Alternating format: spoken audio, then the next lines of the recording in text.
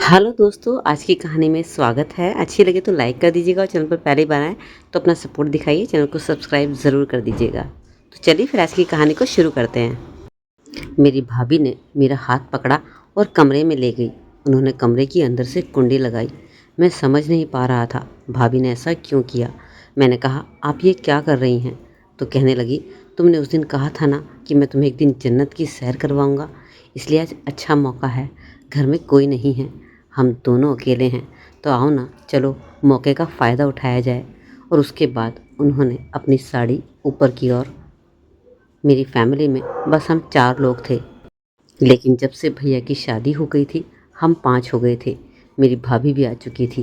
भाभी दिखने में बहुत गोरी थी, कोई देखे तो देखता रह जाए और उनका दीवाना हो जाए।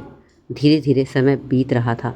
मेरी भाभी बहुत अच्छी थी, मुझसे बहुत ज़्यादा मजाक मस्ती भी किया करती थी और मैं भी मजाक करता था, क्योंकि मेरा रिश्ता मजाक का ही बनता था।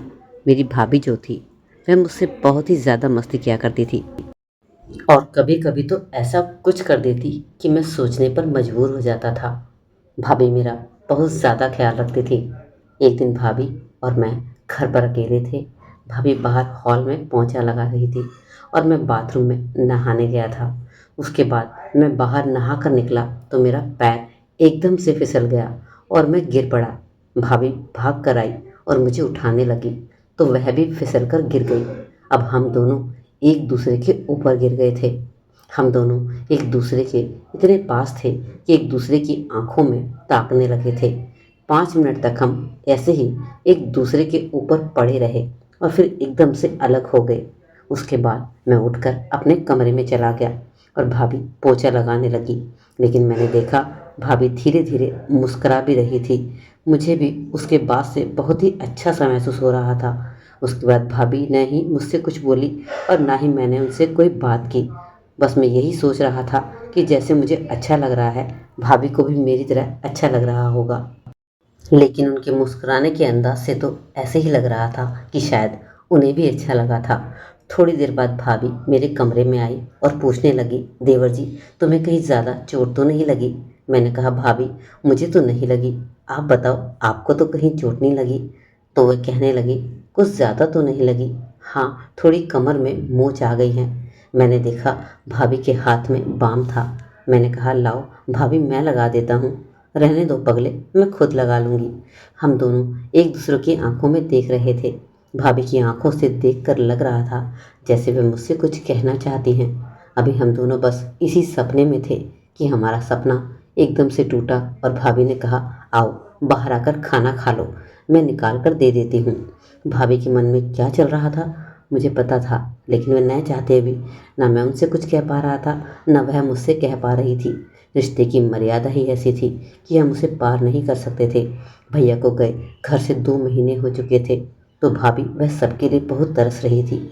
जब भैया घर पर नहीं होते थे तो भाभी किसी भी सामान के लिए हमेशा मुझे ही कहती थी और मैं ही घर के बाकी सारे काम भी किया करता था। एक दिन भाभी ने कहा कि देवर जी मुझे कुछ सामान मंगवाना है, तो कहने लगा, लाओ भाभी मैं ला कर देता हूँ। तब कहने लगी, वह सामान मुझे खुद ही जाकर लाना पड़ेगा, बस तुम मुझे बाइक पर लेकर चलो, मैं खुद सामान ले लूँगी। वह थोड़ा सा शर्मा भी रही थी। उसके बाद मैं भाभी को बाइक पर बाजार ले गया। भाभी एक बड़ी सी गवर्नमेंट शॉप पर गई जहाँ पर एक लेडीज़ कपड़े मिलते थे। उन्होंने वहाँ से बहुत सारा सामान खरीदा, लेकिन मैंने नहीं देखा कि क्या सामान था। और उसके बाद हम घर आ गए। जब मैं भाभी को वापस बाइक से ला रहा था तो मुझे बहुत ही अच्छा सा महसूस हो रहा था। पहली बार मुझे उनका टच महसूस हुआ था। एक दिन भैया का फ़ोन आया और भैया ने भाभी से कहा कि मुझे अभी आने में अभी 1 महीना और लग जाएगा। भैया की बात सुनकर भाभी तो मायूस सी हो गई। मैं जानता था कि भाभी क्यों मायूस है, वह किस चीज़ के लिए तड़प रही थी। भैया शायद समझ ही नहीं पा रहे थे, लेकिन मैं साफ साफ देख सकता था।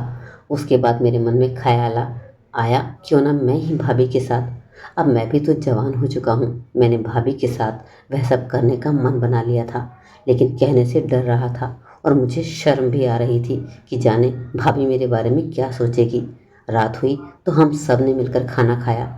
मम्मी पापा ने खाना खाया और अपने अपने कमरे में चले गए। मैं भी अपना खाना ख़त्म करने ही वाला था। भाभी वहीं बैठी थी तो मैंने देखा कि भाभी थोड़ा परेशान दिख रही थी।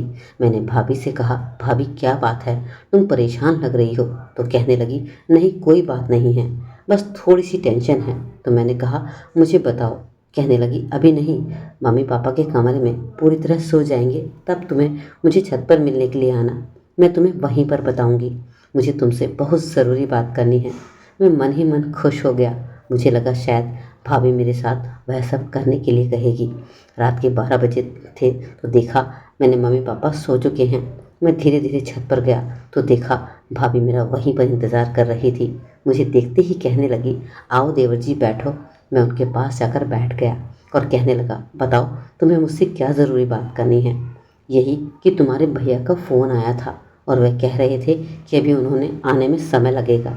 मैंने कहा, तो भाभी उन्हें कोई ज़रूरी काम होगा जो अभी पूरा नहीं होगा, पूरा होगा तो आ जाएंगे। वैसा मुझे नहीं पता, लेकिन मुझे पता है तुम्हारे भैया को मेरी बिल्कुल भी परवाह नहीं है। मैंने कहा, भाभी ऐसी बात नहीं है, भैया आपसे बहुत प्यार करते हैं, उन्हें ज़रूर कोई काम होगा तभी नहीं आ पा रहे। तब भाभी कहने लगी, कोई प्यार नहीं करते, उन्हें तो बस अपने काम से प्यार है। प्यार करते तो अब तक चले आते। बताओ अब मैं क्या करूं? मेरा वह सब करने को बहुत मन करता है। मैं अपने आप को कैसे कंट्रोल करूं और कैसे अपने आप को रोकूं? मैंने कहा, भाभी मैं कुछ समझा नहीं। दरअसल भाभी बात बात में सब कुछ कह गई थी जिसके बारे में मैंने सोचा भी नहीं था। भाभी मैं समझा नहीं, इसका मतलब मुझे समझाओ ना। तो कहने लगी, जो तुम समझ रहे हो इसका मतलब वही है, और क्या मैं समझाऊं? भाभी धीरे धीरे मुझसे सट कर बैठ गई। फिर कहने लगी, क्या तुम्हारी कोई गर्लफ्रेंड नहीं है? मैंने कहा, नहीं। तो कहने लगी, क्या बात कर रहे हो, जब मैं तुम्हारी उम्र की थी तो मेरे 3-4 बॉयफ्रेंड थे। मैंने कहा, भाभी क्या बात कर रही हो? भाभी कहने लगी, इसमें कौन सी अजीब बात है? मैंने कहा, तुम बात ही ऐसी कर रही हो। भाभी कहने लगी, 2-3 तो नाम के लिए थे, लेकिन प्यार मैं एक से ही करा करती थी। मैंने कहा, फिर भाभी उनसे आपने शादी क्यों नहीं की? कहने लगी, मैं तो करना चाहती थी लेकिन उसी ने इनकार कर दिया। तुम बताओ, क्या तुम्हारी सच में कोई गर्लफ्रेंड नहीं है? मैंने कहा, अब तक तो मुझे कोई लड़की वैसी मिली नहीं जिसकी वजह से मेरे दिल में कोई प्यार की घंटी बजे। भाभी कहने लगी, तुम्हें कैसी लड़की चाहिए? मैंने कहा, तुम्हारे जैसी। तो कहने लगी, तो फिर मुझे अपनी गर्लफ्रेंड बना लो। मैं तो भाभी की बातें सुनकर हैरान था कि वह सच कह रही हैं या झूठ। मैंने कहा, भाभी आप सच कह रही हो या झूठ कह रही हो? तो कहने लगी, मैं सच कह रही हूँ, उसके बाद मैं तुम्हें वह सब करने का मौका भी दूंगी। यह सुनकर तो मैं खुश हो गया। मैंने तुरंत ही हामी भर ली। लेकिन भाभी ने कहा, एक बात याद रखना, जब तुम्हारे भैया यहाँ आएंगे ना तो तुम उनसे कम ही बात किया करना, नहीं तो उनको शक हो जाएगा। मैंने कहा, भाभी तो क्या हुआ, उन्हें पता चल जाएगा भैया को हम कोई गलत काम तो नहीं कर रहे, लेकिन फिर भी शायद उन्हें अच्छा ना लगे। उसके बाद हम दोनों नीचे आ गए और अपने अपने कमरे में जाकर सो गए। रात भर मुझे नींद नाम के लिए आई थी। अब मैं लेटा लेटा बस यही सोच रहा था कि जब भैया घर पर नहीं होते थे तो भाभी बोर हो जाती थी। भाभी मेरी गर्लफ्रेंड बन गई है तो वह खुश रहेगी। उसके बाद मैं सो गया। अगली सुबह जब मैं उठा तो बाहर आया, देखा मम्मी पापा तैयार थे। मैंने पूछा, कहाँ जा रही हो मम्मी? तो मम्मी ने बताया, हम तुम्हारे मामा से मिलने मुंबई जा रहे हैं। तुम अपनी भाभी के साथ अच्छे से रहना और अपनी भाभी का ख्याल भी रखना। हमें आने में 2-4 दिन लग जाएंगे। उसके बाद मम्मी और पापा मामा के यहाँ चले गए। अब घर पर मैं और भाभी अकेले थे। एक दिन मैं बैठकर टीवी देख रहा था और भाभी बाथरूम में नहाने गई थी। भाभी बाहर नहा कर निकली तो मैं सीधा अपने कमरे में चली गई। मेरी नज़र बार बार भाभी पर ही जा रही थी। मैं भाभी के कमरे में गया और कहा, भाभी अब तो तुम मेरी गर्लफ्रेंड बन गई हो ना, अब तो हम वह सब कर सकते हैं ना? भाभी मुस्कुराई और कहा, ठीक है। उसके बाद रात कब गुजर गई हमें पता ही नहीं चला। सुबह जब उठा तो मुझे बहुत अच्छा फील हो रहा था। यह रात मेरी ज़िंदगी की बहुत ही खुशियों भरी रात थी।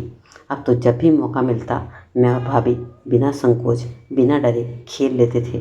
तो दोस्तों, हर रिश्ते की एक ज़रूरत होती है और वह ज़रूरत टाइम पर पूरी ना हो तो दूसरे रिश्ते कायम हो जाते हैं। और पर यह हमें और हमने ये अक्सर इस दुनिया में देखा भी है। तो दोस्तों, अपने रिश्तों को बचा कर रखें, एक दूसरे को समय दें ताकि इस तरह के दूसरे रिश्ते कायम ना हो। इसमें हम किसी की गलती नहीं कह सकते, सब अपनी अपनी जगह ठीक हैं। आपकी क्या राय है बताइए, और वीडियो को अच्छी लगी है तो लाइक और चैनल को सब्सक्राइब ज़रूर करें।